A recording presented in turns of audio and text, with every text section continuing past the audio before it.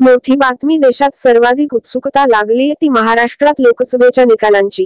कारण बदललेल्या राजकीय समीकरणांमुळे भल्याभल्यांना आकलन करणं कठीण जातंय। आता तर 45+चा नारा देणाऱ्या महायुतीच्या नेत्यांनीही धसका घेतलाय।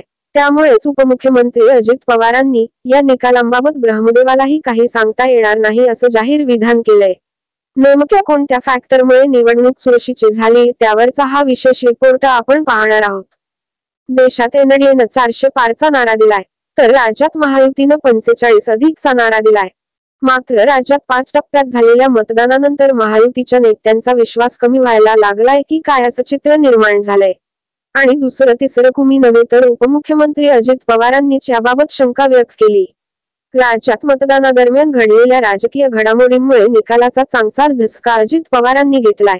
ब्रह्मदेवालाही सांगता येणार नाही राज्यात काय होईल, अशा शब्दात अजित पवारांनी निकालाच्या अंदाजाबाबत जाहीर विधान केलंय। त्यामुळेच मवियालाही स्फूर्ती आली।